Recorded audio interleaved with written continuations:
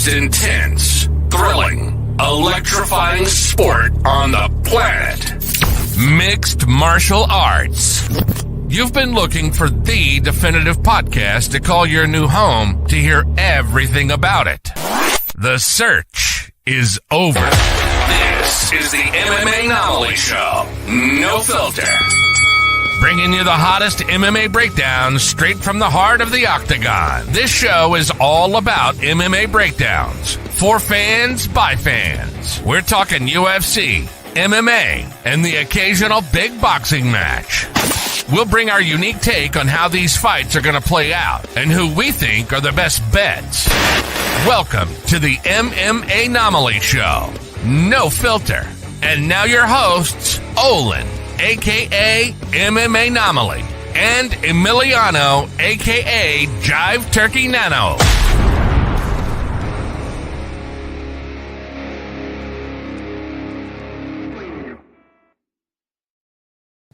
What is up, fight fans? Welcome back to another episode of the MMAnomaly Show, No Filter. I'm your host, Olin, a.k.a. MMAnomaly. With me, as usual, is the co-host with the most, Jive Turkey Nano. How we doing, brother? Olin, my brother, doing great, doing fine and dandy on this fine Tuesday that we have today. Coming off a good boxing weekend. You know, it's been a good one, brother. Excited to chat about it.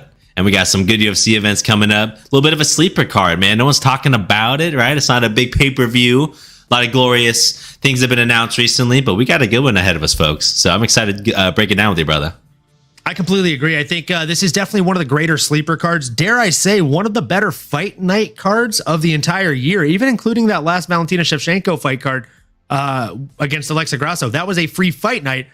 But again, I do feel like this is one of the better. If you look at it top to bottom, left to right, up, down, side to side, it's arguably one of the better fight cards that we have seen this year. And we know that this is a thing. You know, I'm not like saying anything that people have never heard before, right? It's not like whenever I say this, people are glazing their eyes over all. But at the same time, this, you know, we do know that they tend to stack these fight cards in the latter part of the year. So, fight fans of all shapes and sizes, we have arrived. We are here. This UFC card is definitely one that promises to be fireworks. It's a free fight night. It's UFC Vegas 80. Starting at the very bottom, we got Montana De La Rosa coming in against JJ Aldrich. Again, we probably won't do too much breaking that one down, but I do think it'll be a pretty solid fight. Right after that, we got Johnny Munoz coming in against Kilong Aori. Vanessa Little Monster Demopoulos. We met her in Vegas. She has honestly the best energy of anybody I think I may have ever met in my entire life. And she's coming in against Kanaka Murata, a standout that stands at 12-2 right now in the coming into the UFC. We got Mateos Mendonca coming in against Nathan Menes. If that name sounds familiar to you, that Nathan Menes name, I mean, it's probably because his last fight was supposed to be against none other than the long-lost Beetle himself, Zhalgas Zhumagulov. And before that, I mean, the guy has just fought a who's who of people that you really don't ever want to see across from you in the octagon, folks. And what I'm talking about is Tagir Ulanbekov, Umer Nurmagomedov. I mean, the guy, again, has fought the people that you don't want to stand across from. And that's why he's on a little bit of a skid himself right now, and that's okay. He comes in against a very game Mateos Mendonca, and that is going to be a baller of a fight.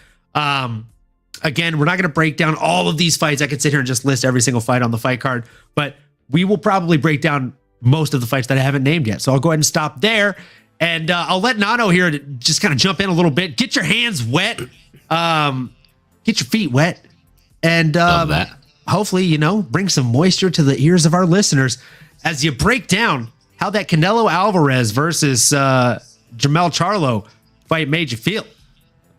Oh, well, baby, it made me feel real nice and silky smooth, baby. Like that glass of milk, maybe a little warmed up with some cookies right before bed. That's how good it was, man. It was fantastic. Quick, before I dive in, quick shout out to the chat. Super Shy Guy, what up? Great to see you. Feel free to spam the chat as well. Let us know what y'all thought of the boxing match if you got a chance to see it. You know, and really what it was is it was Canelo putting on a boxing clinic. You know, I wish everybody's first time watching a boxing match ever was maybe that fight specifically, just so you could see exactly what you want to do, how to, I I guess, put forth your best offensive game plan possible. And if you're thinking, hey, I want to be aggressive here, I want to cut off the ring, and I want to use my good defense to complement my great offense, that's exactly what Canelo did. Full 12 rounds of it. I know you were hoping for maybe a few less rounds than it actually ended up going. I think we both were deep down for sure. Shucks, man. He did drop him there in the 7th. I thought, oh man, if he could pile on here, this might be it. You know, the curtain was definitely being called, but Charlo, you know, showed good gamesmanship, showed good, a great chin, honestly, obviously only getting dropped that one time. And what it felt like from the jump, Canelo was throwing everything but the kitchen sink at him. I mean, every shot had a lot of intention and purpose behind it. I do think the commentators mentioned some good points about it being Canelo's strategy to throw a lot of those heavy shots, but not just to hopefully land. You know, you may be thinking, oh, those aren't landing at all. They're landing. He's just going for your shoulders and your biceps. He's tiring you out your arms. He's trying to get your defense wounded, you know, weaken that shield a little bit before he actually deployed the real offense, before he was able to get those counter punches in on the chin, even just, you know, the quick jab. You thought Charlo's speed was going to be a problem, and in the beginning, he certainly did have that advantage. But when you're just a little gun shy, when you have somebody like that in front of you, like Canelo was saying in some of the lead up, it's different. He's a different animal. It doesn't matter what you're bringing into the game, into that octagon, into the ring. Excuse me, not the octagon here, but it's an MMA podcast. They're in a ring. The ring, the square circle. Yeah, not quite the cage, but still, these men went out there and they put on a damn fight. You know. Absolutely, brother. Yeah, what did you think, man? I mean, I was just blown away by Canelo's dominance throughout the fight. But what were some of your takeaways? I think we have to jump in the chat before I even start my analysis here. Shout out to Mad Max Meridian. Welcome to the chat for the first time. Appreciate you being here. And if you're not following him and you are a Twitcher yourself, make sure you give this guy a follow. He's a fantastic gamer, and was great chatting MMA with him the other day in his stream. So what he said in the chat is maybe cliche, but Saul really showing there are levels to this game. I mean, come on. Like this is an absolute fact. There are levels to this game, and I said it last week's episode, guys. I knew that this was going to be the case. I knew that Jermell was going to go out there and that he was going to be the bigger, longer guy, even though he was coming up 2 weight classes, not 1, but 2. That being said, I also knew that Canelo Alvarez, aka Saul Alvarez, better call Saul because you know he's going to get it done, folks. He came out there, and I mean, it doesn't matter if he's the smaller guy; he's more experienced. And again, his fight IQ might be the big, great differentiator in that fight and in many of his recent fights, in my opinion. The guy is an absolute world breaker of a human being. Okay. Again, he's got power in both hands. He can fight out of southpaw. He can fight out of orthodox stance. But what stood out the most to me is the fact that Alvarez outlanded Charlo by a margin of 134 to 71 strikes, according to the CompuBox stats. He landed 35% of his overall punches, and 40% of his power shots managed to connect, including a 42 to 11 advantage when it came to body shots overall. So, I mean, when we're talking about body shots, guys, they're not the ones that, you know, like someone lands and you're seeing a head bounce back. It's not the ones that are going to land, and pay dividends on the judges' scorecards. But here's the thing, guys. If I'm landing body shots, I don't care if the judges notice because I'm stacking money for a rainy day. Best case scenario, I'm going to get the knockout because I'm weakening your body. Worst case scenario, you're going to look like garbage in the latter rounds because I'm weakening your body. I'm depleting your stamina. I'm depleting your ability to move forward. And more than anything, however good your cardio is, it's like a cell phone battery, right? Once that cell phone battery dies, let's say it's got 4 cells in that battery, right? Let it die. Now it's got 3 basically because you weakened the 4th one, right? Every body shot that I'm landing, I'm getting on the inside and I'm gripping and ripping. Bro, I'm depleting those battery cells of your cardio life. And into those later rounds, you really, really need those. So again, just like Mad Max Meridian said here in the chat, there are levels to this game. And I think Saul Alvarez, aka Canelo Alvarez, aka the better fighter on any given night here lately, he went out there and he got it done, folks. He got it done. And not only that, but again, he made it look easy and he made a masterclass out of it. He made Jermell take a knee I believe it was in the sixth round, maybe the seventh round. I think it was sixth round. But he made him take a knee. And I mean, again, just absolute dominance. Jermell, I chef's kiss moment for him, in my opinion. He loses nothing from this fight. The man went up 2 weight classes. He took his lickings and kept on ticking.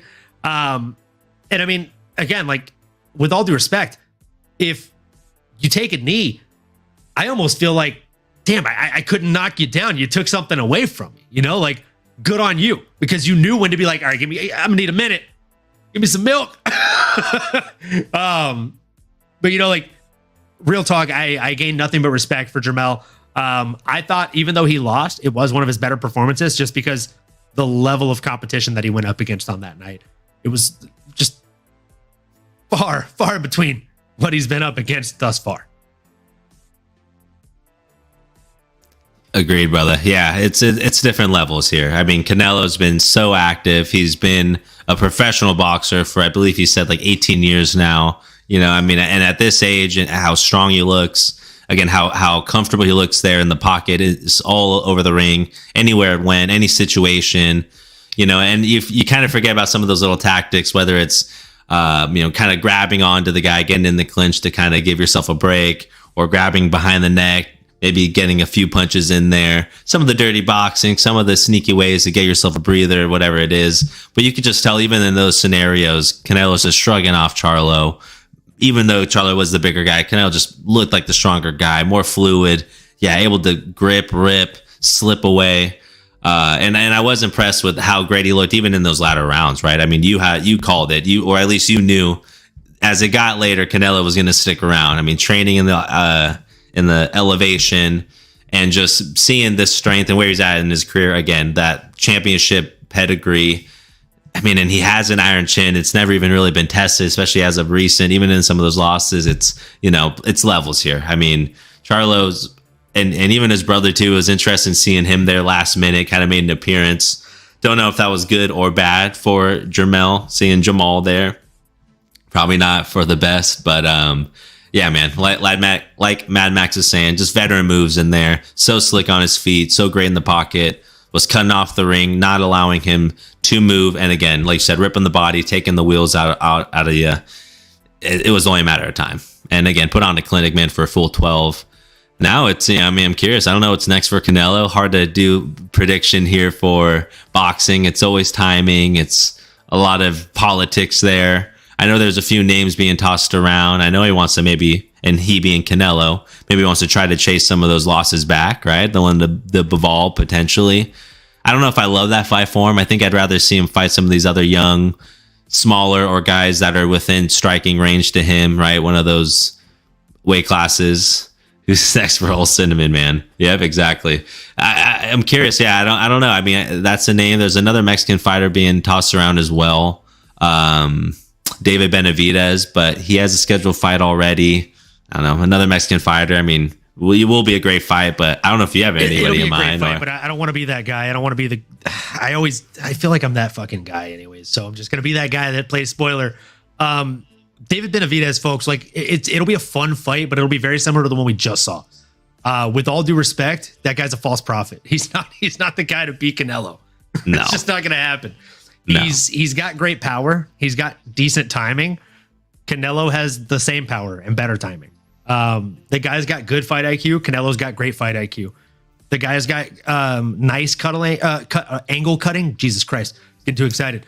The guy's got nice angle cutting, but Canelo has masterful angle cutting. Like, again, going back to Mad Max Meridian here in the chat, like, there are levels to this game, and when it comes to boxing and the game of boxing, like it's almost easier to see that skill deficit than it is in mixed martial arts. And I hate to use this analogy because I feel like I've used it a lot since I've kind of come up with it, but one is called an art and the other one, when it's referred to often, is called a science, right? The sweet science of boxing. That's because one is an art. It's still ever growing. It's constantly evolving. Boxing has been around for so long and has been mastered by so many people that at this point in time, it is genuinely a science. So if you watch enough tape, you can almost, without a shadow of a doubt, predict who's going to win these fights and how masterfully they are or aren't going to do so. When it comes to MMA, I mean, like, how many bets have we lost? It's too many. We're not proud to easy, say. Okay? Yeah. Like, it's not as easy. Like, granted, I'm up. Like, I'm playing with house money, but again, I won that money on a boxing match. I won 800 out of $1,000 on a boxing bet. So, get it where we fit in, baby. Like, some things are broken down to just kind of a science. So Diversifying the portfolio. That's what that is, baby. Come on now. You know this. Bad Max Meridian in the chat here. He said, yep, the sweet science. Can't go into the lab and just know some chemistry, but you can certainly go into the studio and slap some paint on a canvas. That's a fact. That's an absolute fact. So that being said, guys, this is an MMA podcast. So we are going to go ahead and jump into the UFC fights for this week. As much fun as that was to talk about our guy, Better Call Saul. Now, again, I listed off some of these fights on the prelims that I was kind of excited about. Montana De La Rosa, JJ Aldrich, Johnny Munoz. I actually am very excited to watch fight. The guy's a banger. And Vanessa Demopoulos, I mean, come on, what's there to say about her? She's fantastic. Her energy is unmatchable. But the first match that we are actually going to jump into breaking down here on the prelims is we're going to go ahead and jump right on up the line to Karolina Kowalkiewicz coming in against Diana Belbita. I think that this is going to be an absolute banger. Both women have very, very similar records, right down to the fact that they're both 15-7. Literally. Wild. They have exactly the same records. That being said, I'm going to let you take the lead on this one because I have thoughts. I love it, brother. I love it. Yeah, you already kind of led into it already here. Karolina Kowalkiewicz. Oof, already butchering the name. But, Kowalkiewicz. Kowalkiewicz. There you go. A little bit easier that way. Appreciate you, brother. A Gristle veteran here, right? 37 years old. Been in the UFC for, 7 years now. My goodness. 8 years. I'm tripping. Back in 2015. So she's been around for quite some time. Resume, brother. Look at her resume. I know. And those names, I was just about to say, as you look at some of the names she's been in there with, although granted, as of recent, a little bit more of a losing streak, unfortunately. There's a 5 fight losing streak. But some of those names, I mean, Alexa Grasso, the current champ. Okay, makes sense. Jessica Andrade, Zhao Nanyan, Jessica Penne Pasta, Michelle Waterson Gomez. And back then, this is Michelle Waterson. So Hottie Karate Mommy. I mean, that's a murder's row. Joanna Jacek. She has a win over Thug Rose back in 2016. So again, Karolina has been around the block. She's been in there with the who's who, and she's found a way to get it done or survive, or at a minimum just has been able to share the time and experience in there with these experienced women. Now, that's not to say this girl Diana Belbita, man, may not be a household name, but 27 years young, from Romania, the warrior princess, looks kind of like a Pocahontas in a way here. But don't let the looks fool you, man. She means business. I do think that her youth is going to be her advantage here. She's going to have 10 years difference here in the same record. So just as busy, less wear and tear, going to be a little bit more explosive, has different paths to victory with 4 submissions and 6 knockouts out of those 15 wins, and can take it to a decision if need be. But at this 115 weight class, like you mentioned, going to be fireworks no matter what. But I'm going to lean the younger, and I'm going to lean with the warrior princess here and stay on her good side as she turns into the queen. So I'm taking Diana here. But what are your thoughts, brother? What's your breakdown? Well, it figures, folks. This is actually why I chose Jive Turkey Nano to be the co-host with the most for this podcast. I needed a younger, fresher face to appeal to the younger, fresher demographic. You know what I mean? And I love him. I love him, as innocent and naive as he is. I appreciate it. I appreciate the naivety. No, all jokes aside, I figured you would go with the younger gal, you being the younger guy here on the podcast. So, me being the old dog, got to go with the fellow old dog. Doesn't hurt also that at International Fight Week, KK herself, we ended up taking a picture with her first on the stage whenever we were meeting the fighters on the first stage we got to go on. And while we were waiting to take our picture with the next person, she literally just started a conversation with Mary and was like, Mary literally was like, your face must hurt for how long you have to smile today. And she's like, no, this is nothing. Like, you guys being here makes all of the training and fighting that we do worth it. We do everything we do for you. And it was just like the most beautiful moment. And then after that, they just kind of chatted. And as Miss Mary 616 here said in the chat, the sweetest person ever. She just so happens to break faces for a living. So that is why, folks, that is not the only reason. I'm going to break down the reasons, but that is the reason behind the excitement here, okay? I've always loved her. As Mary said, monster in the cage. But why am I siding with her? As you said, she's on the wrong side of time here. 37 years of age versus 27 years of age. Now, Diana, aka the Warrior Princess Belbita, who had an on-again, off-again Twitter fling with Ben the Bane Davis, fun fact. Yeah, he shot his shot numerous times. It was fantastic to witness. Definitely look through the archives on that one. But here's what I'm going to go into here. Now, these women are very, very similar, right? 115 pounds. The big difference is Diana Belbita, 10 years younger, also has 4 inches of reach advantage. You would think this would be an easy slate. Scientifically speaking, odds speaking, it just makes sense to go with Diana Belbita. She's younger. She's probably a little bit faster in there as well. And the girl gets finishes. 6 KO/TKOs, 4 submission wins, 5 decisions. I don't think it gets much more well-rounded than that. However, if you look at who she's fought your Hannah Goldies. That's a win. She's fought your Maria Oliveras. That's a win. She's fought your Anna Maria Powles. That's a win. Do you know who that is? I don't know who that is, and that's okay. But when she fought somebody like a Molly McCann, when she fought somebody like a Liana Jojua, when she fought someone like a Gloria De Paula, she got beat, son. She got beat. Okay? When Karolina Kowalkiewicz fights people, I don't know, she beat a Vanessa little monster Demopoulos. Love that chick. Best energy. Have I said it yet? Probably 3 times. I'll say it 4 more. Savannah Gomez Juarez, she fought her too. Oh yeah, she got the dub. Oh, Felice Herrig, the chick that decided to hang her panties up on the Ultimate Fighter house wall. Yeah, she beat that chick too. Who did she lose to? Let's see. Jessica Penne Pasta. I mean, that's, that does suck as a loss. And that was just back in 2021. That was after a long layoff for Jessica Penne Pasta. She needed the money. She needed that win. And she proved it. She came out there and she got the sub, right? That being said, you look at every other loss that she's had. Michelle Waterson Gomez, I'm pretty sure that's before she even had the name Gomez, back when she was a fucking monster. Back when she was the karate hottie. Michelle Waterson, son. She also has a loss to Jessica Andrade. Fun fact. The only time she's ever been knocked out. I think Diana Belbita's best path to victory in this fight would be by knockout. That being said, gonna have a hell of a time knocking her out if Zhang Xiaonan wasn't able to, Alexa Grasso wasn't able to with her crispy boxing, and I mean, come on, Joanna Jędrzejczyk wasn't able to, Claudia Gadelha wasn't able to. These girls are all bigger power punchers and kickers than who she's gonna be standing in there against in the Warrior Princess. And there's another caveat to this. There's just another layer to this. I know what you're thinking. God, can there be any more layers? It's like a fucking onion. There's so many layers.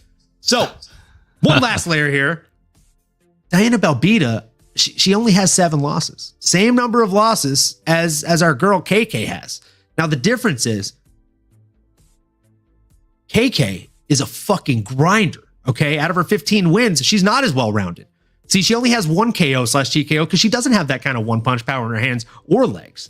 What she does have is the threat of submissions, but not too much. Only 3 of those to her name. Now, again, she's a fucking meat grinder, son. She's an animal in the cage. 11 decisions. That's 11 times out of 15 wins where she has gone the distance, and 3 men were like, yep, she won the fuck out of that. So, come on. Let's look across the other side. Well, I can tell you that, I don't know, about 45% of every loss that Diana Belbita has had has come by way of decision. So again, 3 out of 7 of her losses have come by way of decision. 11 out of 15 wins have come by way of decision for Karolina Kowalkiewicz. And Karolina notably has a very, very durable chin. So I just don't think that she's going to be able to get the knockout on her. And that's why I'm going with the old dog here. We'll bet a shot on it, son. Let's go. Put it in the bank. That's a really good breakdown, though. I mean, honestly, the MMA math may or may not add up. We will find out Saturday. But that's the beauty of the game, right? You never know, man. Your calculator can make sense, but the outcome, it ain't set in stone, baby. I love it. Abso-fucking-lutely. Moving into the next one, we have Felipe Lins coming in against Ion Cutelaba. The breakdown I'm going to give on this is I'm not going to break this fight down. Ion Cutelaba is fucking just like I joke and say that MMA betting is volatile. Like betting on an Ion, whatever the fuck his name is, Kirilava fight. The Hulk. It's just volatile. Like you just lose money. Bet on him, lose money. Bet against him, lose money. You somehow will lose money if you do both. I think. Like every time I've ever bet on one of his fights, I just lose money. He has a couple no contests too, so yeah, it could be one of those things where maybe. Actually, you know what? Bet no contest. Fuck it. What is that, like plus 3,000 odds? That'd be nice. We're throwing a $5 banger on there. I love it. Oh man, yeah, we don't need to spend much time on this. I mean, he's an absolute maniac. It's you might as well flip a coin. That's probably the outcome you'll end up getting from him. He's been in the octagon with the who's though, man. That's what's crazy to think about. I mean, a Jared Cannonier, Glover Teixeira, Khalil Roundtree, twice Magomed Ankalaev. I think he's onto something here. The under is the play with him, it seems like. Yeah. He's not sniffing a second round. He's not sniffing a second round, brother. He's constantly seeking that finish. Still young. It's crazy to think he's only 29 years old. I'm going to keep my trend here and stick with the young buck. Felipe Lins, as talented as he is and as well-rounded as he is, at 38 years old, similar records here. I'm going to go with the young buck here, man. And I mean, again, probably going to lose some money. Maybe that's why I'm just avoiding this one altogether, but I'm expecting the young guy to hopefully put it together, maybe be a little more patient, right? That's all you want to see from this fight. If you're his coach, hey, calm down. You're at a 10. Let's take it down to a 6, okay? Relax. 7's fine. 8 at times. 9 if you think you're going to put him away. But you can't always be a 10, brother. Yeah, 100%. I think Justin Gaethje's coach says it best whenever he gets him in the corner, Trevor Whitman. Hey, relax. Breathe. Stop trying to take his head off with every shot out there. Like, you don't have to constantly try and take someone's head off. I like to think like, and again, this is one of those analogies that's going to get beat like a dead horse on this podcast, folks. Like, would you rather get like hit by a car, or would you rather get shot by a gun, or would you rather get stabbed by a bee 1,000 times? I would rather get shot by a gun.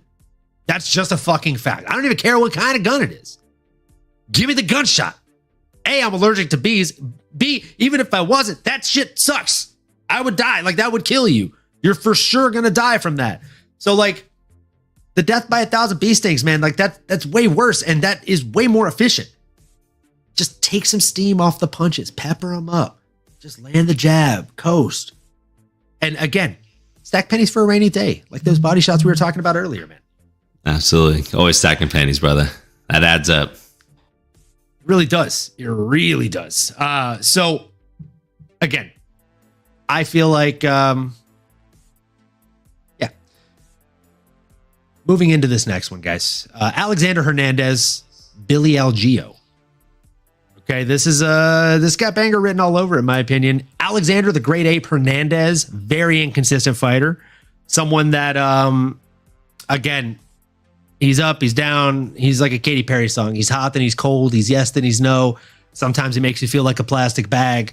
Alexander Hernandez, ladies and gentlemen. That being said, love it. He does have a crazy win over Beneil Dariush. He has a crazy win over OAM, the fucking Canadian gangster, Olivier Aubin-Mercier. Gnarly loss to Donald Cerrone. That's when I really started hating him, when he started talking shit about the old man that he was going to send back packing, riding the horse with a feather in his cap. He ate some humble pie. Oh, yeah. He ate some humble pie. He had some humble pie. He had a head kick. He had a handful of punches. It was a great night as a Donald Cerrone fan. I should have worn that shirt. That being said, he's lost to Donald Cerrone. He's lost to Drew Doper. He's lost to Thiago Moises, Renato Cornero, Billy Q, Billy the Squid, Billy Corntillo. But he has wins recently over Jim Miller. I mean, that's the most notable win he has in the last 3 years. Other than that, it's Chris Grutzmacher, Mike Breeden, and then 4 years ago, he got a win over Francisco Trinaldo, Mr. Timeless himself. Across from him, you got Mr. Bill Algeo, a.k.a. Senor Perfecto. The guy is 1-1 in his last 2, but he's 3-1 in his last 4. It's a numbers game, folks. It all depends on how you look at it. So, Bill Senor Perfecto Algeo, I think he comes out here and I think he absolutely hammers down on a vulnerable and I don't want to say defenseless, but someone who leaves a lot to be desired with their defensive game, and Alexander the Great Ape Hernandez. Now, Alexander Hernandez is someone that, in my opinion, proves to be very hittable. He leaves his head on the center line every time he throws. He does a lot of this. For those of you that are just listening to the audio version, my head stayed still while I threw a handful of punches, just to demonstrate that that's pretty much what it looks like when Alexander Hernandez fights. He has power in both hands. He can land really, really solid work there in the pocket, but it's too few and far between, folks. I think Senor Perfecto goes out there. He gets it done. He sent Herbert Burns into retirement. I don't know if you know that. Gilbert Burns, little brother. Check Sherdog. It's official. Check Sherdog. It's Sherdog official, folks. You could check the record, bud. That's probably it's worth the Google. Quote. It's worth the YouTubes. It's hilarious. Check the record, bud. It's the best quote from Uriah Faber against McGregor in that season of Tough. Oh man, honestly, there's a lot of quotable lines. Such a gem of a season. Oh, that's one of the best. All timer. Pythons? All timer. What's a python? Do we have pythons here? Pythons. Python skin. Pythons. You gotta love Faber, man. Okay, here we go. This is actually solid in the chat from Mad Max Meridian. Thank you for chiming in, brother. So, that Cowboy win made me so happy for like 2 weeks. 100% mutual feeling across the entirety of the podcast and its listeners, I think. Hernandez seems like too much of a head case at times. Likes to watch his own work. 100%. He'll land the 1, 2, 3, and then he'll stop and smile. Like, yeah, I fucking landed that. That was sick. And then he eats something. Yep. Senor Perfecto, I mean, the guy went toe-to-toe with Andre Fili, and I mean, he lost a very close split decision. And I thought that was probably one of his better fights, even though it was a loss for him, because it told us a lot about him. He beat Spike Carlisle so bad he sent him outside of the UFC. Sorry, Ian and Aiden, if you're listening. I know that's your homie and you guys train with him. I actually love that fucking crazy guy, Spike Carlisle, the Alpha Ginger. But I mean, come on. Algeo put it on him for 15 minutes, folks. It really happened. Ricardo Ramos' fight was not a fun one to watch if you're an Algeo fan. But again, it was a learning situation for him. And after that, he came back. He got that Joe Anderson Brito win, unanimous decision. And like I said, got the retirement TKO win over Herbert Burns in just 2 rounds. Took him 1 minute and 50 seconds into round 2. And then what happened after that? After that loss to Andre Touchy-Fili, he came out against TJ Brown, very game opponent. He didn't get the knockout. No, he had decided to get a rear naked choke submission 1 minute and 40 seconds into round 2. Call me crazy, but I think he likes that like between 1 minute and 30 seconds to 2 minute mark in round 2. The guy likes to rack finishes up around that time. And let me tell you, he is someone that, whether Alexander Hernandez lands something on him and admires his work, as Mad Max Meridian said here in the chat, or not, he's going to land his own stuff, and he's not going to take time to take pictures. I think that's how Daniel Cormier likes to say it. He stopped taking pictures of his work. He's not someone who takes pictures of his work. He's someone that does work and then enjoys tape after the fight while he's enjoying pizza. So I think Senor Perfecto is definitely the one to go here. I don't know that he's going to get a finish on Alexander Hernandez, though. Hernandez is pretty finishable, right? He's been finished 4 times out of his 6 losses. I think this might end up being a unanimous decision win for our guy, Bill. However, inside the distance might not be a bad line to hammer on him. What are your thoughts on this one, Jive? I like it, bro. I like it. It's a great breakdown. The Vegas odds would certainly agree with you. Bill Algeo here is the favorite here, minus 145. But I got to tell you, man, Alexander the Great at one point, like you said, was coming in the UFC back in 2018 with a lot of hype. That KO over Beneil Dariush, which seems like a lifetime ago, because he's had quite a bit of rocky road. And I'm not talking the ice cream here. I'm talking about his UFC career, like you mentioned, brother. 6-5, a lot of notable names he's lost to. A lot of humble pie has been served. And again, I mean, still 31 years young. It's interesting to see, can he build that consistency? You mentioned in the beginning there, just very inconsistent. Can he string together these wins? Can he fight the way he did, honestly, against Jim Miller? Somebody that really makes you bring your A game. You can't make mistakes. You can't sit there and, like you said, take pictures of your strikes or reminisce about how great you just were there. You got to stay locked in for a full 15 minutes. And he was able to do that against Jim Miller. I'm hoping he could just make that a habit. I would actually lean, again, maybe just because I like the way we disagree here a little bit. I'm kind of leaning Alexander Hernandez. You're getting plus odds with him. He's the younger fighter. there's a scenario where if he could stay locked in and fight nearly perfectly, he can win this fight.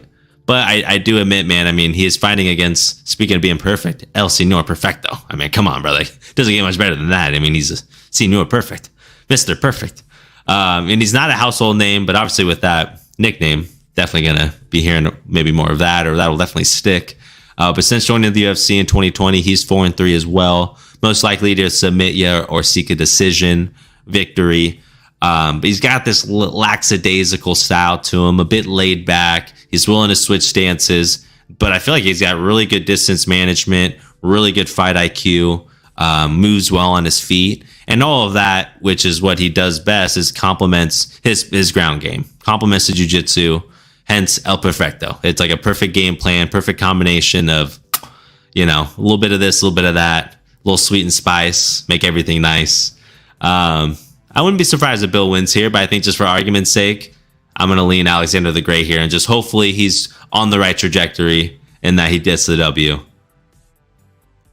And I think I'm leaning, me and Mad Max are on the same page here, brother. I like what he's saying. Wow. That last comment kind of nails it here. Alexander has all the tools. Alexander has all the tools except the one upstairs. Always been my take on him. Still got time, though. And that maturity can come with age. I got to jump back to another comment he said here whenever you made your Rocky Road joke here, and I literally read it in my head in a Rick Sanchez from Rick and Morty voice. Rocky Road ice cream and humble pie, baby. Let's go. I mean, come on. It just felt right, So, look, you and Mad Max Meridian can gang up on me all day long. That's totally fine. And I get that sometimes that's the way the news goes, but it's okay.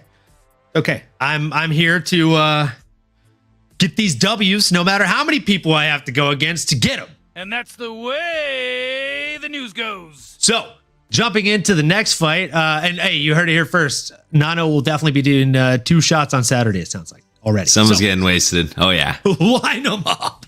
Line them up, dude. So moving into the next one, I think this next one is in a 3-way tie for me for fight of the night already. Early picks for fight of the night here. Drew Dober versus Ricky Glenn. Got to put that Y on his name. Got to throw some respect on that Ricky Glenn name, man. I like this one a lot. Again, it's hard to bet against people that you've met in person. Drew Dober was an absolute legend at International Fight Week. He was just so sick. So sick. He just looks awesome. I mean, doesn't he just look like someone you want to root for? I mean, it looks like a potential comic book hero in real life of some sort. He's got looks like a comic book crimson superhero. Chin. Oh yeah. Got the jawline, got the perfect tan, has the physique of a Greek goddess chiseled out of granite. This guy, great smile. He's just an awesome dude, honestly, and I think we've all grown to love him. Right? If you're an OG MMA fan like ourselves here, is Jay Leno's long lost son, Mad Max Meridian, coming with the bangers in the chat today. Absolutely. If Leno got jocked and decided to do some MMA training instead of sitting behind the desk, he would be Dober. Probably did plant that. Wouldn't doubt it. He definitely hits like a freight train. He hits like a fucking freight train. The exchange that we had at Fight Week was the funniest. Like, it was literally like 20 seconds long before we took our group picture with him and the other fighters that were there. Literally, I walk up and I'm like, I shake his hand. And I was like, dude, huge fan. You are not human. That chin is made of something else. And he's like, thanks, man. I appreciate it. And I'm like, seriously, you are a fucking badass. And then I like squat down to get in the picture, and he literally leans over. He's like, hey, I'm just trying to look like a badass next to you, man. And I'm like, what the fuck? Yeah, dude. Like, dude, he's genuinely as nice in person as you would expect him to be. That's fantastic. He's fantastic. I freaking love it, man. I love it. Yeah. And he's been someone you've grown to love, right? I mean, he's been in the UFC since 2013, bangers. Man. Nothing but bangers for the last decade, right? 12-8 record. At 34 years old, he's a grizzled vet, man, that just loves being in those firefights. I think that's my favorite thing about him. Does not shy away from those exchanges. Unfortunately, again, that consistency piece, we need him to stack these wins to stay relevant in this stacked division. You really got to string them together. It's too up and down, man. It's just a little too windy for my taste, and like a roller coaster here. We need to see him get a little more consistency there. Instead of taking the 2 steps forward, 1 step back, let's see him get those definitive victories, string them together, and now's the time to strike, man. Otherwise, it's, might be back to the comic books here for him. But, Ricky Glenn, definitely somebody that, again, a grizzled veteran as well, a winnable fight for Drew Dober, if I'm being honest. I mean, the odds are certainly indicating that as well. Drew Dober is the heavy favorite here. Rick Glenn having a 4-4 record, has a no contest draw against Grant Dawson, which I found interesting, or odd, you can say even. But with everything considered, even though it's a little bit longer, I just think Drew Dober will find a way to stay focused, find the chin. Something like Christos Giagos when he fought Ricky Glenn. I mean, didn't take much, man. One solid connection to the temple, put him out. I think Drew Dober could do something similar, man. Once he starts slinging that leather, it's only a matter of time. What are your thoughts, brother? I'm leaning Drew Dober here. You the same? Are we in the same boat here, or am I paddling alone? I mean, here lately it does seem like you're paddling that boat all by yourself, my guy. But this might not be one of those. I mean, here's the thing: Ricky the Gladiator Glenn, he's an absolute stud from Marshalltown, Iowa, fighting out of Team Alpha Male. The guy does get it done more often than not. He's coming in at 22-7. His opponent coming in at 26-12. Now, I mean, a lot of people might think that Drew Dober is the more notable fighter with the better record, but that's just not the case. Ricky Glenn is actually the better fighter with the better record. They're both 34 years of age. Ricky Glenn seemingly has just been here a little bit longer and has a half-inch reach advantage. I want to lean towards Drew Dober here just because I'm a big fan of his. And he's one of those guys that just, you got to feel for him because he takes every fight you give to him, even if he probably should say no and not sign the dotted line. I mean, like whenever they offered him Benil Dariush, probably should have said no. When they offered him Islam Makhachev, probably should have said no. Brad Riddell, I thought that was a winnable fight, but hell, maybe he should have said no. He was bouncing back for that Islam loss. And then, I mean, Matt Frivola, come on. He thought he was just going to go in there and trade in the pocket with the steamroller. Frivola, come on. Forget about it. Forget about it. Come on, dude. Like, Matt, the steamroller Frivola is not the guy you want to just go out there and trade bombs with. And that's why that lasted less than 5 fucking minutes, folks. If he goes out there and he tries to do that with a Ricky Glenn, look, that last fight you're talking about where Christos Giagos put him out, minute 35 seconds and boom, the lights went out in Georgia. But here's the thing, okay? That was his first fight in 2 years. It was the first fight after a 2-year layoff. You got to think he's gotten back in the lab after that. And that's a dangerous thing for Drew Dober coming in against him. Walking into this, I probably would have told you that I was just sitting on the fence and, my left leg was heavier. I was leaning a little bit towards Drew Dober here. But just because I like to, drink alcohol and make things interesting, I'm going to bet a shot on Ricky the Gladiator Glenn here, folks. Oh, man. You really want me to get drunk, huh? I'm not doing nothing this Saturday. I got to clear my calendar. Oh, boy.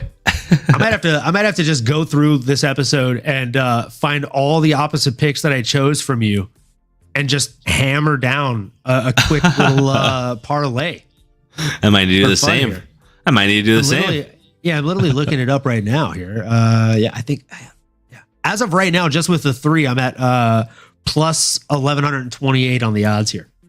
Love that. Take it to the bank. So unless I'm the bank, then I mean, as of right now, it's 1 unit to win 12.2. So I mean, that's solid. We'll keep on building that parlay up. So moving on, we have my second in a 3-way tie for early contender of fight of the night here, guys. We got Alex the Great White Morono coming in against another guy that I was happy enough to get to meet, not only at International Fight Week, but in the parking lot before I got in. I was like, holy shit, is that Joaquin Buckley? And it was Joaquin Buckley. I was like, Joaquin! And he's like, oh no, it was dope. We took a picture out in the parking lot and then we saw him inside.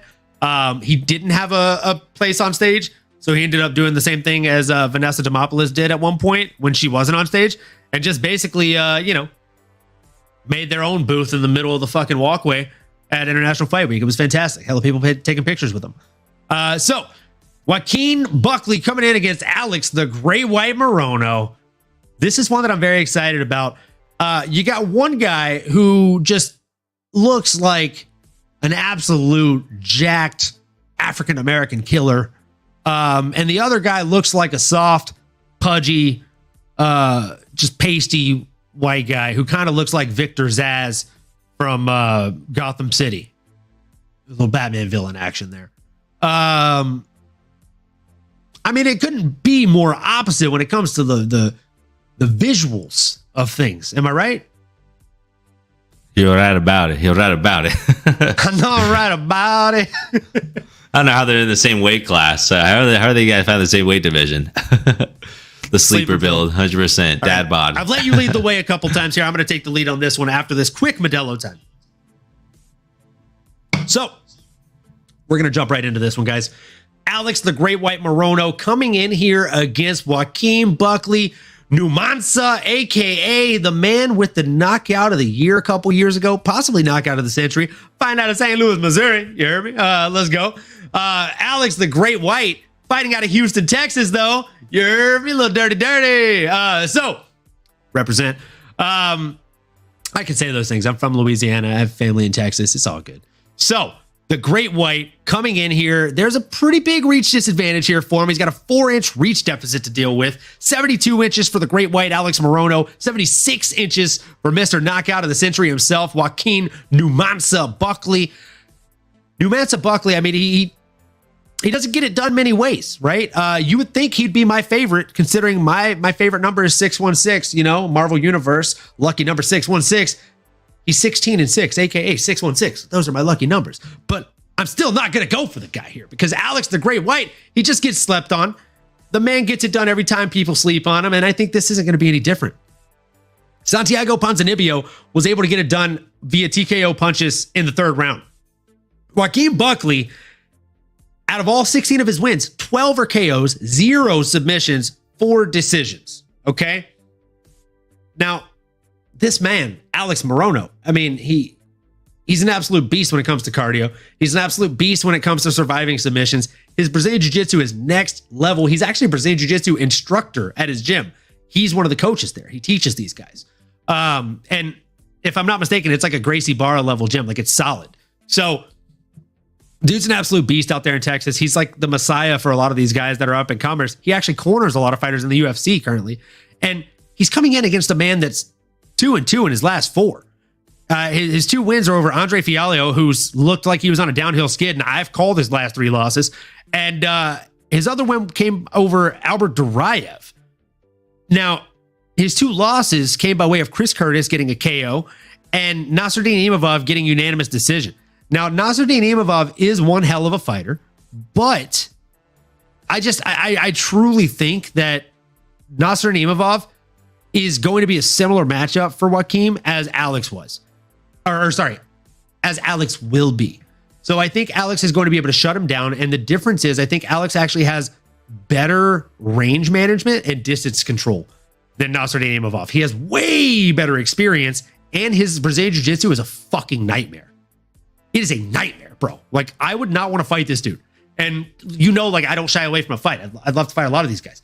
But I wouldn't want to fight this guy because stylistically it would just really be just a shitty day for me.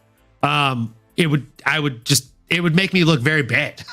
His takedowns aren't super crazy. Like, they're not the most technical things in the world, but they're like old school BJJ takedowns, and they're like just quick and flawless when he lands them. And a lot of times you see these people like, oh no, how do I defend against them? And then they're down. Oh no. And then they're done. So I think that's really how it's going to go for Joaquin Buckley. And the biggest issue with Joaquin Buckley is, think about doing a 1/4 mile race, okay? And you have a Prius versus a Dodge Ram with a Hemi. The Dodge Ram with a Hemi is a much bigger, much bigger, heavier vessel, but it's got a Hemi, right? And let's say it's got the big boy, right? It's going to smash that Prius. I think that's fair to say, right? Very fair. Right, but this isn't a fucking 1/4 mile. But it's still a Prius versus that fucking Dodge Ram with a Hemi. It's just a world race. It's a marathon at this point. And the Prius gets way better gas mileage, bro. The Prius is obviously the Great White, okay? Damn straight. And what happens to that Hemi when it gets held down? When it's going through the mud for that entire world race? It's going to get real fucking tired, buddy. That's what Alex Morono is going to do to him. So I really do think that Alex Morono is no joke. And he's a beast, dude. I think he had, like, there's an opportunity for him to get caught by a big shot. I just don't think it happens on Saturday. Yeah, I'd agree, brother. I think you hit the nail on the head, right? I mean, Alex, the Great White, right? I mean, the Great White's an alpha predator here. They've survived different evolutions of the world here through longer than we've been around. So they must be doing something right here. Yes, they can stand the test of times. And you're absolutely right. I mean, since Alex has entered the UFC octagon in 2016, he's built an impressive 12-5 record and proven a willingness to take a fight on short notice. There was, I think, one of his more recent losses.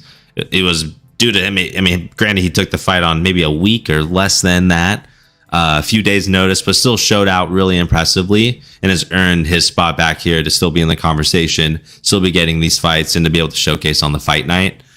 He's got a real fun, bouncy, but technically sound striking style and just an all around good game, like just well-rounded. Like you mentioned, I mean, reiterate, 23 wins, 7 submissions, 6 KOs, has 9 decisions under his belt as well. He's durable and can go anywhere it needs to go. However the fight unfolds, have confidence, Alex, the Great White. Doesn't matter how deep the waters are. He's going to find a way to swim and just keep on swimming, baby.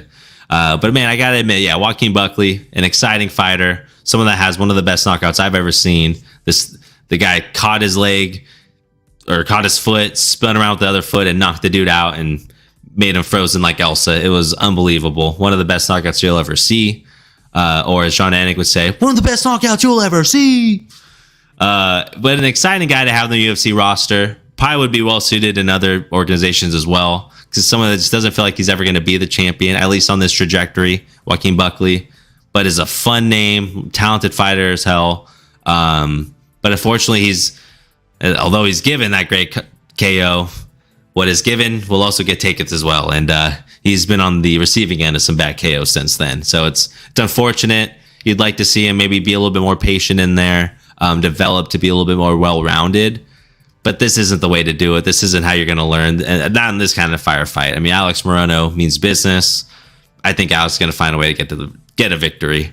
Joaquin Buckley still being 29. Sky's the limit for this kid. But honestly, again, I think cash in as much as he can in the UFC, or maybe he'd be suited to be well in another organization with like great name appeal. But in my opinion, man, it's just not there. And Alex Morono, man, he'll drown you out. So I'm leaning with the Great White here. Well, color me impressed. I mean, it's not very often that we actually agree on something. Can't get too wasted here. I don't want to drink all those bottles behind me. Happy to hear it, baby. Happy to hear it. And I mean, I have to point out one more thing that I don't think either of us actually addressed. How good did Tim the Dirty Bird Means look this last week? That's what really. Before? Yeah, that's Alex we should have dusted him. He dusted him. Alex Morono dusted him, got him in a guillotine choke, made it look good. And I mean, I don't think the Joaquin is a better fighter than Tim Means. Agreed. I know MMA math doesn't work that way, but fuck, if it does, we're onto something here. Absolutely. No, the Dirty Bird looked good in his last outing, and Alex Moreau made the Dirty Bird. That bird was not meant for water. I called that one too. I did call that. You were right about it. I was right about it. So this is going to be it right here, guys. This is the three-way tie for early contender for fight of the night here. Joe Pyfer, guys. Joe Pyfer coming in against Abdul Razak Al Hassan, which is just a very, very fun name to say. And I got to say, as much as I love Body Bags as a nickname, like it's a great nickname, makes me think of Cobra Kai. Get him a body bag. Like, come on, who doesn't fucking love that shit? Gotta love that. It's fantastic. But at the same time, like, the UFC.com literally went through that whole surge of Joe Pyfer. They sold the shirts, B Joe Pyfer. I would just change my nickname to B Joe Pyfer. B Joe Pyfer. That's a good one. Sick as fuck. Yeah, Body Bags. I mean, it's a little. Body Bags is good. It is solid. I mean, it's solid. It feels like perfect for like a UFC event or like a UFC name or something, like the game like if somebody's name is like James Benson, James Body Bags Benson, that rolls. Yeah. Joe Body Bags Pyfer. But the boy does put people in body bags, though, man. He's fun. He truly does. I didn't realize they came out with those shirts. That's interesting. I put in my notes that he is like a poster child here for Dana White, and he mentioned being Dana, like Dana Joe like Piper, right? Or something. I don't know. Yeah, and then he had that like speech about him. It was a kind of an epic rant of, if you want to make it to the UFC, you got to be tenacious. You got to be somebody that's here to fight. You got to be hungry. You got to be Joe Piper, or you got to be Joe Pfeiffer. You're like, oh, okay. You got to be. Like, that's Joe what you got to be like. You got to be Joe Pfeiffer. You got to be passionate. You got to be hungry. You got to be Joe. That is, I mean, be like maybe even that. I don't know. I guess body bags, it is just funny, but boy, does he fight like he puts people in body bags. I mean, that's really my biggest takeaway from him.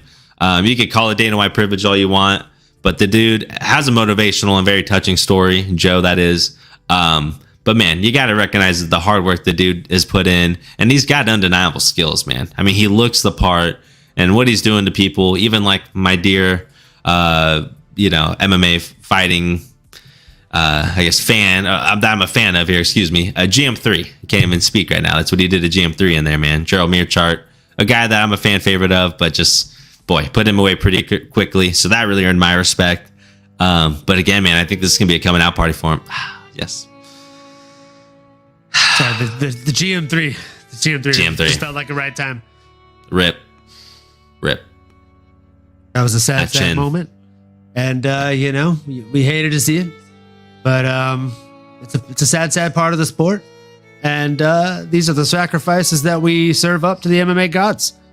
And moving right back into Joe Pfeiffer. Nano, your life. I was going to say, you could leave that going for Abdul as well, because that's what's going to happen next. I mean, Abdul, 38 years old, 6-5 since entering the octagon back in 2016.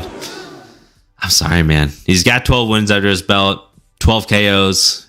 Dude's powerful. But at 38 years old, does he still have that power and range, man? I just don't know. Mad Max dropping nothing but heat today. R.I.P. Khamzat. Yeah, and Khamzat will not. He'll probably pee on his grave knowing Khamzat, but he does deserve to something. I mean, Khamzat had the most disrespectful knockout of GM3 I think I'd ever seen. It was a one-shot knockout. He stepped on the foot. He literally broke the dominant stance, stepped on the lead foot, and just put him away. Everybody. In true Khamzat fashion. So your money isn't on Judo Thunder? It's the Judo Thunder. No. I mean, tempting name, but I got to go with Body Bags. I got to go with Joey B. Pfeiffer. Yeah. I mean, that's the smart play for sure. And I would say probably under 2.5 or no, it's a co-main event, excuse me. So under 1.5. It's going to be quick. Oh, boy. What are you thinking? Don't say it. Everything about me is saying that Joseph Body Bags Pfeiffer gets it done. And my real bet is obviously going to be on Joe Body Bags Pfeiffer. But I'm here to play, devil's advocate here. I'm here to, be the MMA anomaly. And what is an MMA anomaly? Well, an anomaly is something that deviates from the norm. And MMA is mixed martial arts. So I am going to deviate from the norm that is mixed martial arts. And I'm going to say, how the fuck could Judo Thunder get this done, folks? Well, he went out there against Alessio Di Chirico, who in that fight, or coming into that fight rather, was coming in off of a 2 minute and 12 second head kick knockout of one Joaquin Buckley. Pretty impressive. And what did Judo Thunder do to him? Well, he turned the tables on him and he got a head kick in 17 seconds of round one over Alessio Di Chirico. The man does have crazy scary power. He got a KO punch in 43 seconds over Nico the Freak Price. It's pretty damn notable. Saba Hamasi, that's a name so nice he knocked him out twice, folks. I mean, he knocked him out on the Holloway versus Aldo card back in 2017 in 4 minutes and 21 seconds. What happened? Saba Hamasi, he wanted a rematch. So he said, okay, I'll get a little bit thicker and I'll knock you out a little bit quicker. So it happened, son. He knocked him out about a minute faster, 3 minutes and 47 seconds into round one to be exact. And I mean, yeah, he's had his losses, right? He's lost due to Munir Lazzez. He lost that decision. He lost to Jacob Malkoun by decision. He lost to Joaquin Buckley split decision. That was a very close fight. I actually thought that Joaquin didn't win that fight, but that's another discussion for another day. He is also coming off of another KO win over Claudio Ribeiro. I think Joe Buddy Bags Pyfer is at the top of his game. He's the best he's ever been. And that's the reason he's due for a knockout. He's somebody that's been riding very high. He hasn't lost since that loss to Dustin Stoltzfus. Dustin Stoltzfus is definitely not a scrub, but he's also not a world breaker. The last guy to beat him was my old coach from AKA, Dwight Grant, who's been on a hell of a skid. He has not had a ton of luck as of late in the UFC, but he was able to get the win over Dustin Stoltzfus. Dustin Stoltzfus. That's the only person he was able to beat was my old coach. And again, my old coach, Dwight, he's having a fucking hell of a skid. Other than that, Dustin has lost his 4 other fights in the UFC. One of those, he lost to Gerald Meerschaert, GM3 himself. So, I mean, the Lord giveth and he taketh away. And the Lord, I'm talking about the MMA gods here. So, I think Joseph Body Bags Pyfer has been handed a golden snitches path to the top here. You know what I'm saying? Instead of having to grit it out and get 5 points to Gryffindor, he gets those golden snitches. You know what I'm saying? He gets 50 points here, 50 points there. I don't remember how many points the golden snitch is actually worth. So don't get mad at me. It's a lot. But it's a lot. It's a lot more than a regular fucking Quidditch ball. You know what I'm saying? I do know what you're saying. So you're right about it. I do think that, if you're doing parlays here, you throw Joseph Body Bags Pyfer on your parlay. But if you're doing solos, you know what I'm saying? A little bit of red cup action. Well, solo cup in this bitch. I don't know. Maybe throw a little bit of singularity action on Abdul Razak Al Hassan, just to have a little bit of fun with it. You're getting good odds money line alone, and I would say 12 for 12 victories by knockout. So if he's going to do it, it's probably going to be a knockout. Probably get even better odds. So it might be a fun half a unit play to go ahead and rake in some big bucks potentially there. And we've seen that Joe can be knocked out. Again, he was knocked out by Dustin Stoltzfus. Or rather, it was an elbow injury, but still. I mean, the guy still can got be knocked stopped. out. Still got stopped. Yeah. He's also been submitted by Jonathan Paddy back at ROC 70, Ring of Combat. So, again, he was getting submitted back before the UFC days. How much has his training changed? Has he increased his kind of defensive game? I don't think so. Do I think he wins the fight? I think he should on paper, but, I'd hedge that bet. $1 million question, brother. And you never know. Any given Saturday.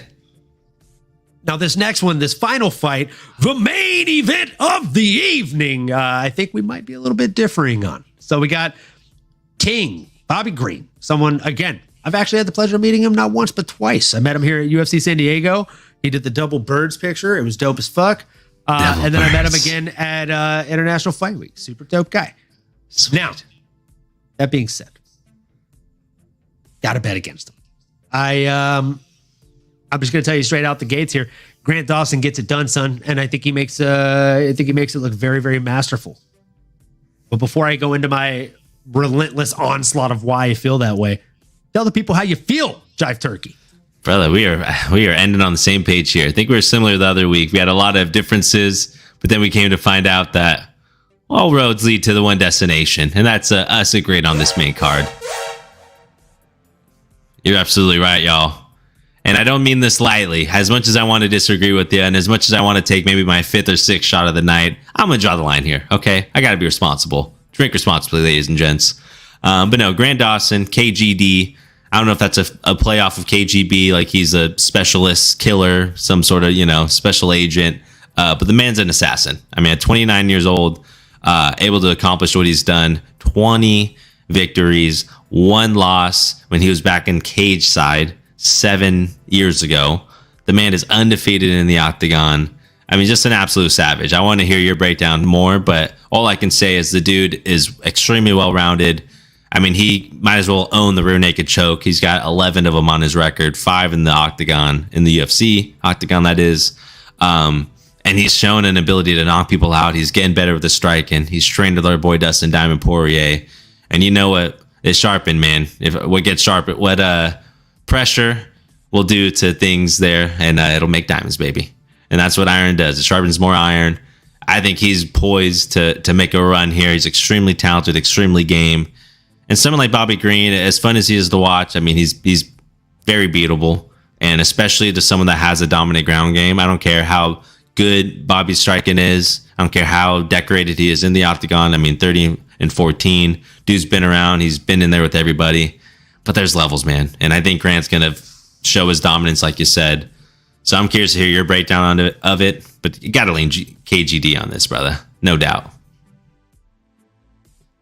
Yeah, I think it's a no-brainer here. I think as much as I really do like Bobby King Green, he's an absolute beast. He's very fun. He's very unpredictable. Likes to fight with his hands down at his hips. He does a lot of hip firing where you can't really see where the hands are going. Are they going to hit you in the body? Are they going to hit you in the face? Where do you guard?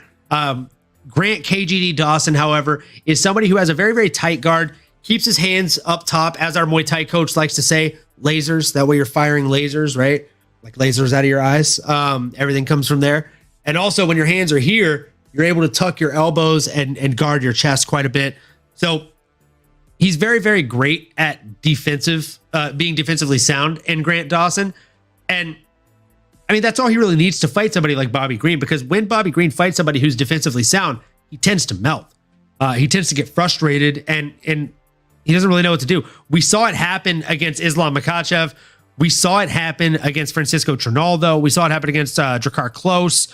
And I mean, even if, Grant Dawson comes out there and he decides, you know what, I'm going to come out here and I'm just going to fire on him. Every time he goes, I'm going to go at the same time. We saw what happens when that happens too. Dustin Poirier.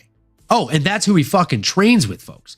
So there might be a roadmap to victory here for him.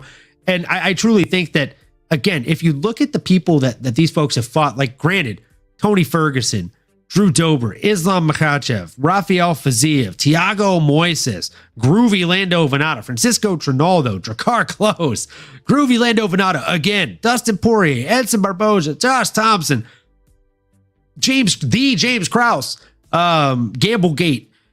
I mean, this guy's fought a who's who of fucking everybody in Bobby King Green, but he's fought him for the last 11 years. A lot of miles on the take. That's a lot of tread on the tires that he's just shaved off. Meanwhile, Grant Dawson, I mean, he just got here. He just got to the UFC back in 2017 after a win in Dana White's Contender Series, and he didn't make his UFC debut until 2019. But since making that UFC debut, he has racked up quite an impressive set of wins. I mean, the guy has racked up 8 wins in the UFC alone and 1 draw over Ricky Glenn. And mind you, those wins, he's got wins over Jared Gordon, Derek Menner, Michael Trezano, winner of The Ultimate Fighter, Mark O. Madsen. You might better know him as the fucking Olympian. Come on. If he was able to go out there and get the win over the Olympian and take him down, and again, folks, big Mark O. Madsen fan here. Guys, guess who predicted that win? This fucking guy. I literally said, MMA wrestling is different than Olympic wrestling. Because in Olympic wrestling, I can't punch you in the fucking face, dude. I can't knee you in the face.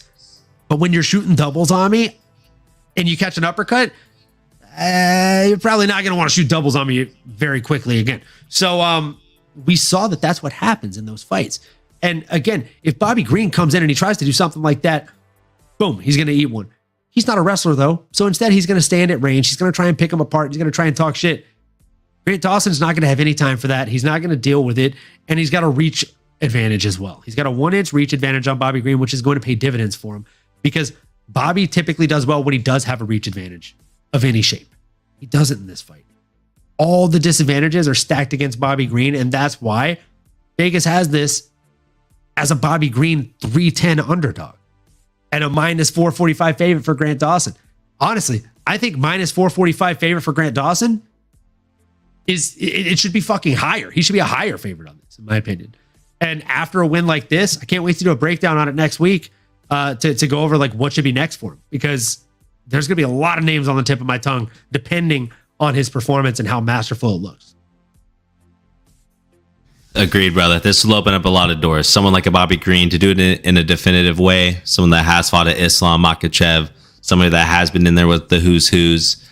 And someone that's not necessarily been knocked out a ton, I should say. I mean, yeah, he has a lot of losses, but he's known to be in there and be able to, hang in there with most of them, with the best of them. So For Grant to put it away and do it definitively, that'd be huge. I wouldn't be surprised if rear naked choke. I mean, he tends to do that more often than not. But if he also puts the lights on and is willing to trade with them, a little riskier. May not be the best path for victory, but I still like my chances with KGD. Yeah, I could see him getting a rear naked choke as well. And I mean, yeah, he doesn't give up submissions very often. He's only given up 2 submissions in his entire professional career. But I mean, one of them was to a toe hold. Like, that's how long this guy's been doing this, guys. Jeez. He lost to a toe hold back in 2009. That's crazy. Yeah, and then the other one, you might recognize this name. He lost to Dan Lozon by a rear naked choke. Dan Lozon is Joe's Lozon's brother. Yeah, that's sick. The upgrade. Dan, the upgrade Lozon. Well, this was back in 2009. My goodness. Yeah, blast from the past. But again, the reason I'm bringing this up is because you said you could see him winning by rear naked choke. I mean, he's only lost by 2 submissions in his entirety of his professional career, one of which. Uh-oh. Rear naked choke action. Well, RNC. Well, RNC. Sheesh. It could happen, brother. It could. It happens a lot too in MMA. I mean, whether you get knocked down or they're trying to get your back or they're trying to take you down, you get up on the fence. I mean, it seems like that neck it's so exposed, especially if you don't know what you're doing. I mean, they're there before you know it, and it's over before you even had a chance. Absolutely. Yeah, again, this fight is definitely one of those fight cards that I feel like from top to bottom, again, it's going to be a banger. Like from the very first fight, Montaña De La Rosa coming in against JJ Alvarez. Do I think that's going to be a finish? Not necessarily, but I do think it'll be an exciting decision. And I think it'll set the tone for that next fight with Johnny Munoz and Kilong Aori to be a finish. And I mean, Vanessa Demopoulos, whether she finishes inside the octagon or not, it's going to be exciting right after the fight when she jumps into whoever's interviewing her's arms.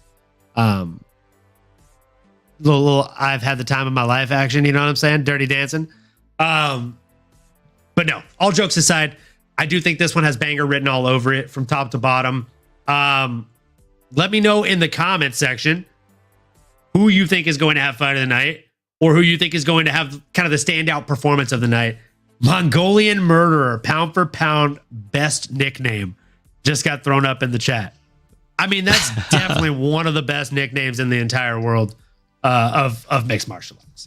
And of course, he's talking about Kilong Aori coming in against Johnny Munoz.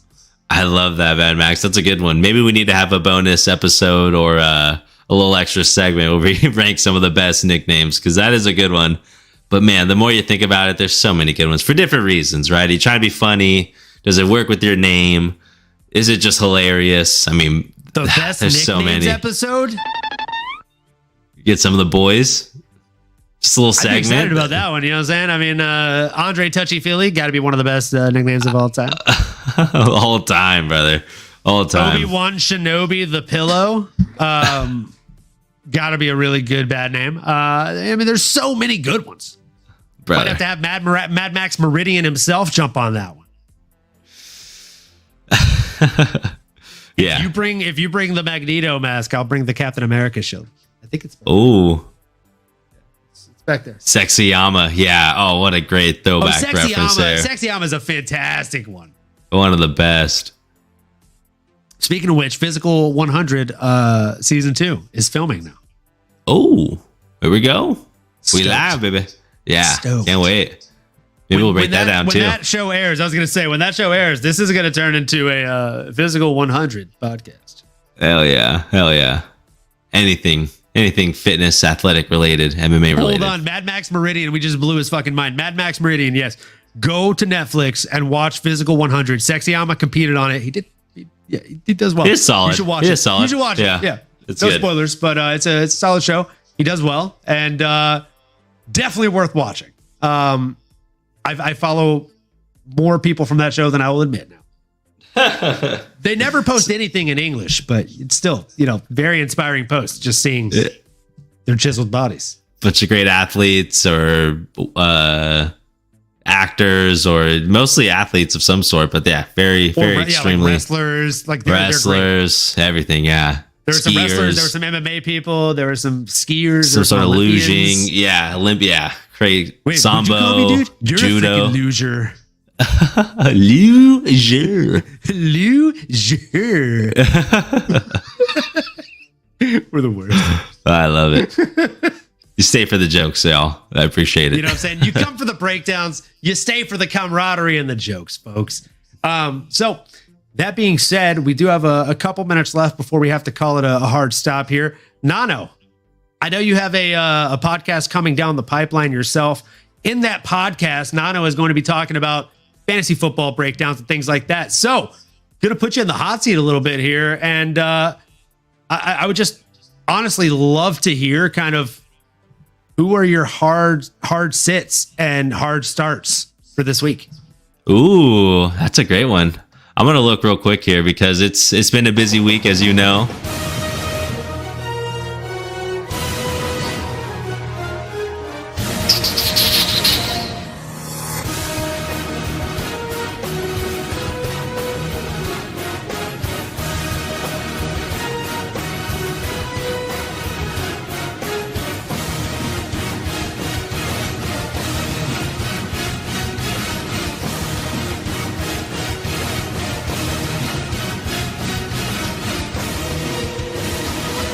All right, that was just going on way too long. Oh man, that was so fun. We are here.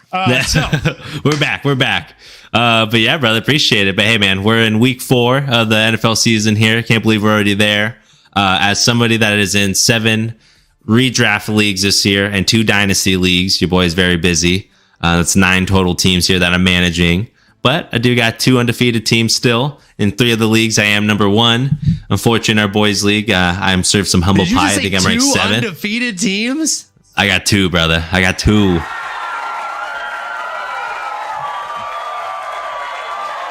Jizz. Oh, yeah. Yes. Very nice.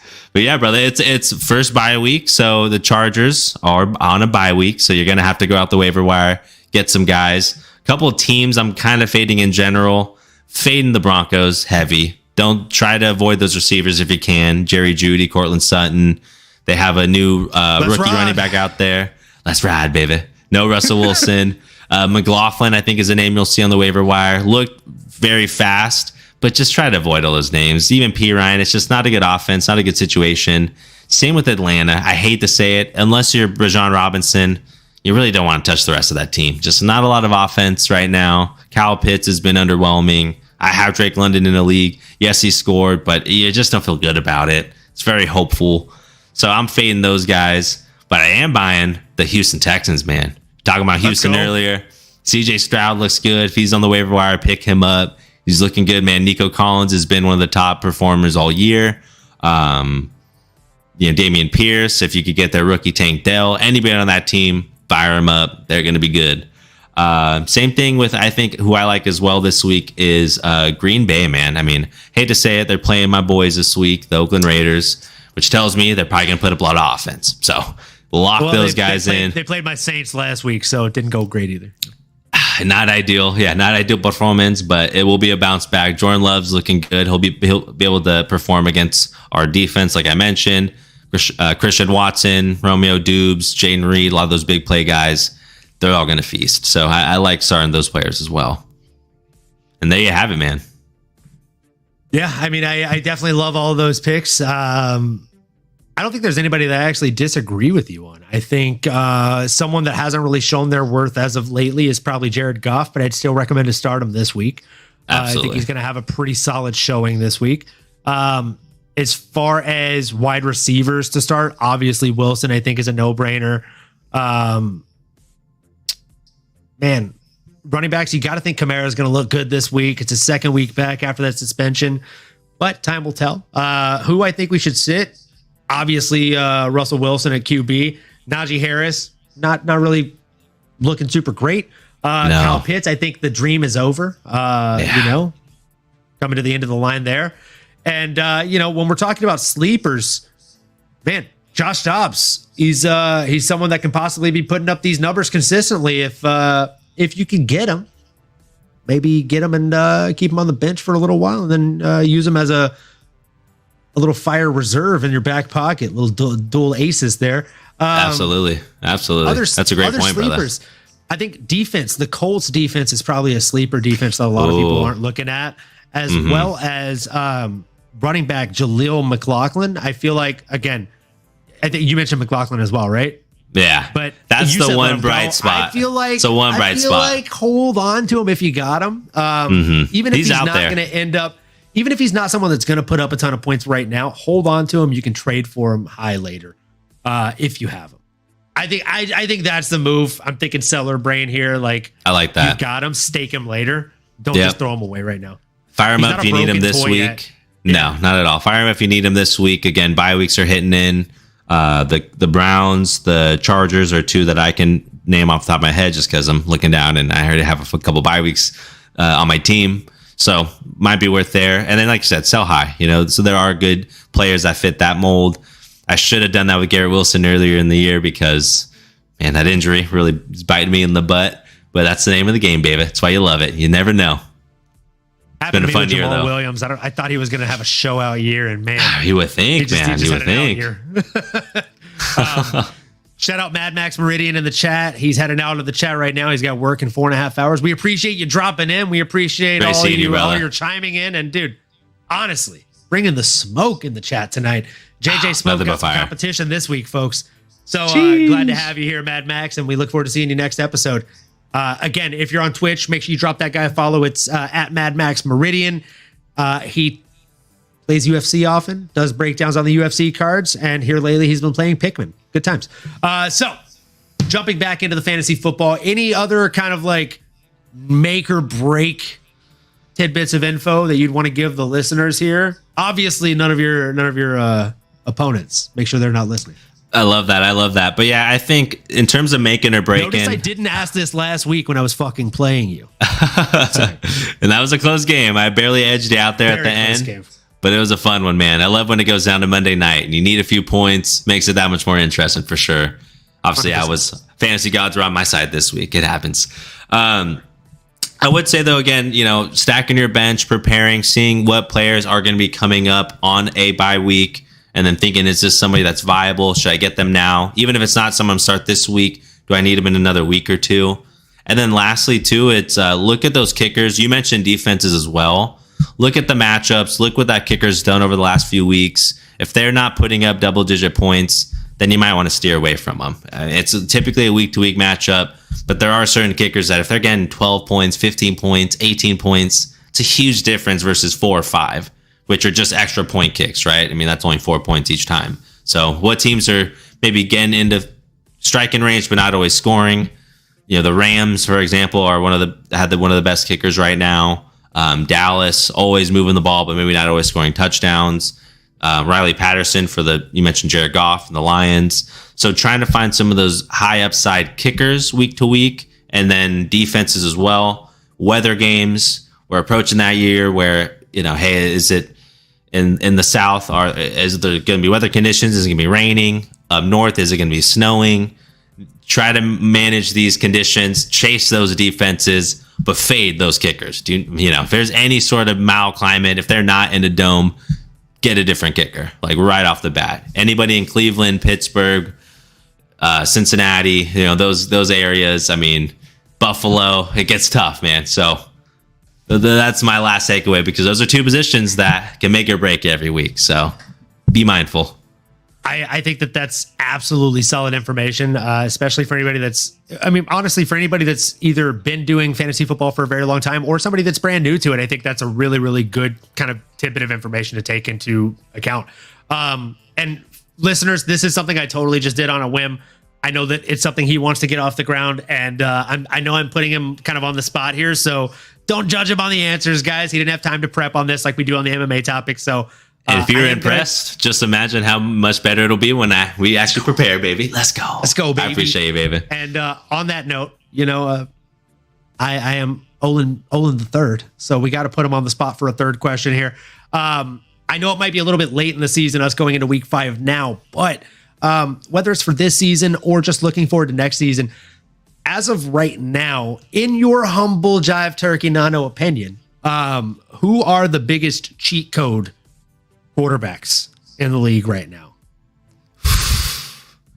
Man, and obviously what I mean by that are like, quarterbacks that serve dual purposes. Quarterbacks that are able to not only get the ball into the end zone through a wide receiver, but are also able to make the play action pass, are also able to do the quarterback sneak, are also able to, whenever, the going gets tough and the tough gets going, they're able to find a hole in the pocket and just gut it up the middle themselves.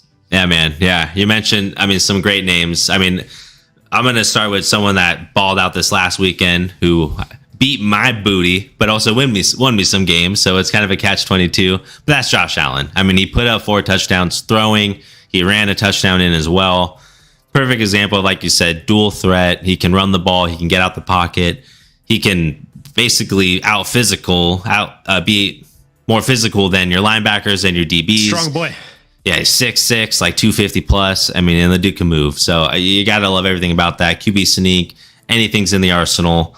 And he's got a big arm. He can throw it 70 yards if he needs to. So love that. He's a cheat code. Next, a little bit more limber.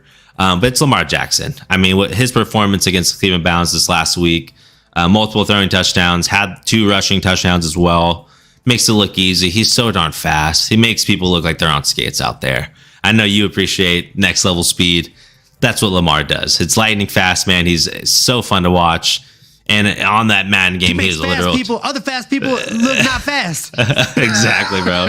He's like Michael Vick and Madden 04, just a literal cheat code, brother. Just unbeatable. And then Vick was definitely a cheat code in the old Madden games. And the honorable mention, man, a great comeback victory here coming off an injury, but Anthony Richardson, a rookie, scoring rushing touchdown in each of his first 3 games. Brother, in every game, each of his first 3 has a rushing touchdown and a passing touchdown. Nobody's done that. That is impressive. That is the guy's impressive. He's developing. He's like that cheat code that you had to kind of hear about. Maybe you looked it up online, but it was some of those Grand Theft Auto cheat codes that if you know, right? If you see someone running around with a chopper or unlimited cash, you go, how's this guy doing it? He's got the cheat code. And that's the best kept secret. And that's Anthony Richardson, man. He's the next one. Love to hear it. Guys, you heard it here first. Again, once he gets his podcast off the ground, he starts making consistent episodes. We'll have to plug it every fucking episode here and make sure you guys all go follow, especially if you're into NFL. Absolutely. Or if you're just into us, So, as always, that's it. That's the fight card. We even had a little bit of sprinkled extra tidbits of NFL knowledge here for you fantasy fans. And again, as always, if you're new here, if you're returning, either or, make sure you like, comment, subscribe, smash that bell for notifications. And we appreciate you stopping by. We appreciate the love. Keep the passion for mixed martial arts alive, and we will see you all next time. You've been listening to the MMAnomaly Show. No filter. As you may have been able to tell, we dig the MMA, and our passion is to dive deep into the upcoming fights, give you our expert breakdowns, and help you make sense of all the chaos that is the fight game. We hope you've enjoyed the show. If you did, make sure to like, rate, and review. We'll be back soon, but in the meantime, make sure to find us on YouTube, Twitter, Instagram, and Twitch at MMAnomaly. Be cool, and we'll see you next time.